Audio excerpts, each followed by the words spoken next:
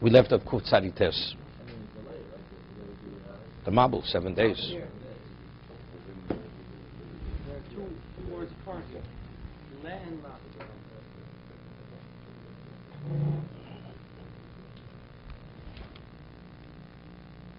So Yolet is Lomech. So.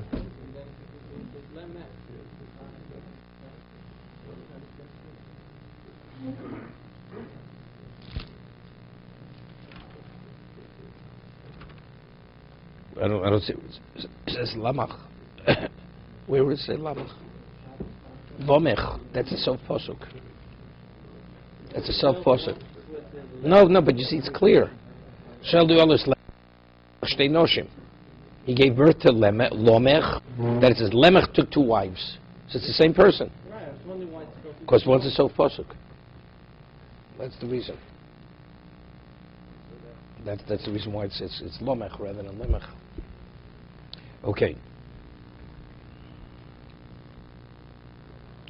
We left off Kuf Tzadites. It says a person has Chikar Adin, that he's able to delve into the din and come upon truth. And he says, because a person who studies Lishma, it's the same idea that we just spoke about. When you study Lishma, what is that? You're doing it for the sake of what it is. So you're doing it for the sake of God. So there, because you attach yourself, it's totally spiritual, therefore you come upon the spirituality of Torah, which are the secrets of the Torah.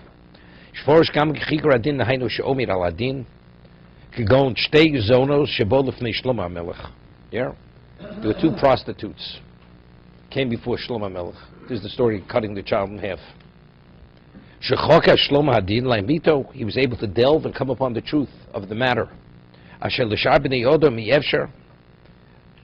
He came up with such an ingenious understanding which other people couldn't. He was able to delve into the depths of it and come upon the truth.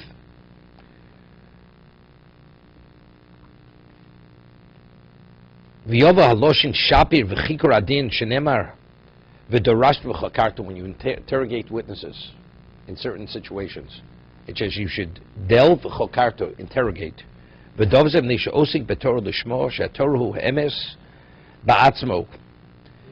a person studies Torah for its own sake, what are you studying? You're studying truth. Torah is called truth. When you study truth for truth, Hashem reveals to you truth.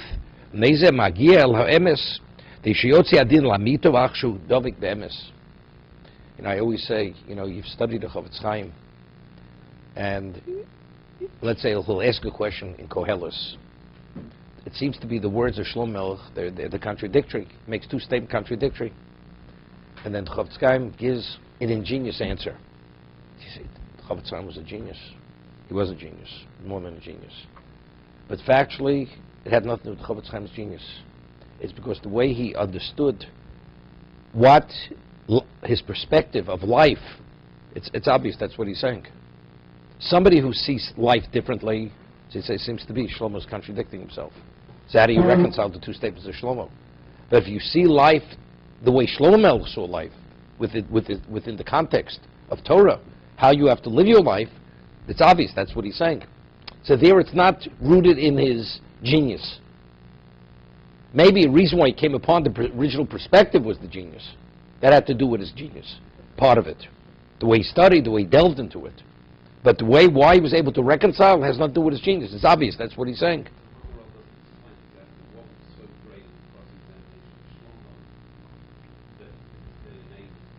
Simply we attribute it because he's Chochem Mikol Adam. He was the wise man ever lived. Therefore he was able, to come upon this.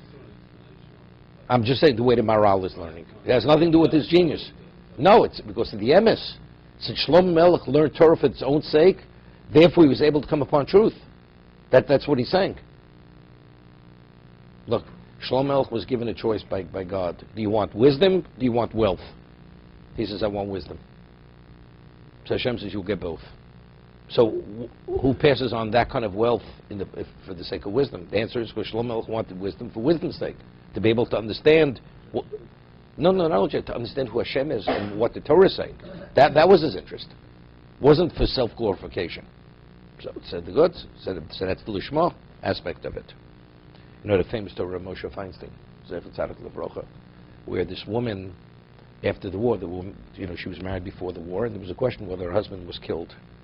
And when she came to the United States, she said that a certain Rav had given her a psak that she's permitted to remarry based on his investigation, whatever it is.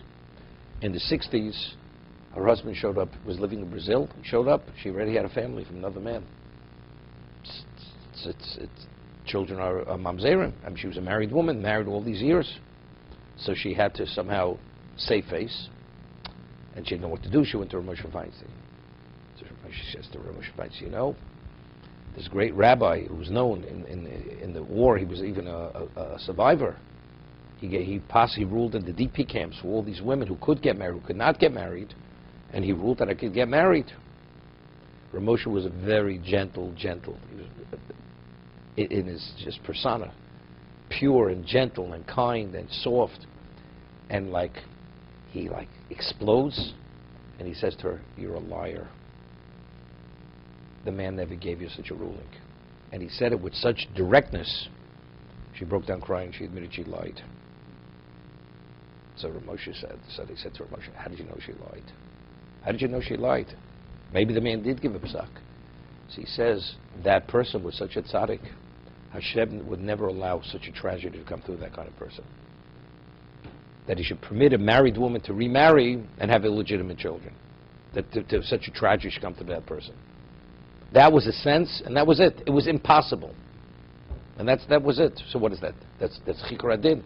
How did he come upon such truth? It was his sense of a person, of this kind of person. It's not possible. Well, you never know. Maybe he made a mistake. No, it's not possible. To be continued. Nothing. She had both husbands. She's now both.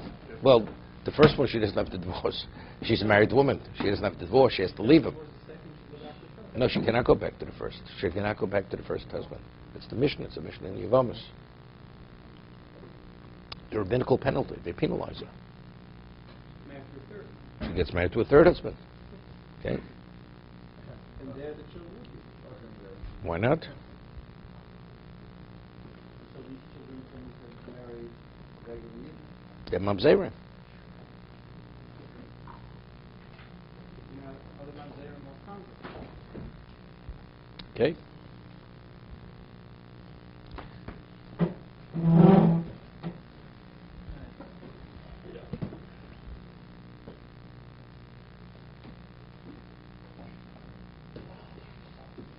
There's a story of the Chazon Ish. There was a time where there was a question on a certain type of fish, similar to a sardine, sprats, whatever it was, whether it was a kosher fish. It's kosher. So somebody said to Chazon Ish, and the Chazon Ish felt it wasn't. Felt it was very questionable. Somebody says to Chazon Ish, he says, he read somewhere that Rabbi Kiva Eger was the leading Torah sage of his generation. He was the son-in-law he was the father of the Chassam Sofer. And he said that Rabbi Kiva Eger used to eat these type of small fish. So the Chazon Ish says, impossible. Impossible. Not possible. He says, such a pek kadosh couldn't have been defiled, because otherwise he couldn't have said the divrei Torah that came out of his mouth. If he was able to say such pure divrei Torah, it was impossible for him to eat these fish. That's what the Chazon Ish said on Rabbi Kiva Eger. Meaning, even if something's permitted, but if it's in question, to cross that line, you don't merit that kind of siyata d'shmaya to say such purity. Yeah, that was something else. Yeah, that's something else. Unless it was a Sudas mitzvah. Yeah, that's Rav. That's Basush and Salman Ayin.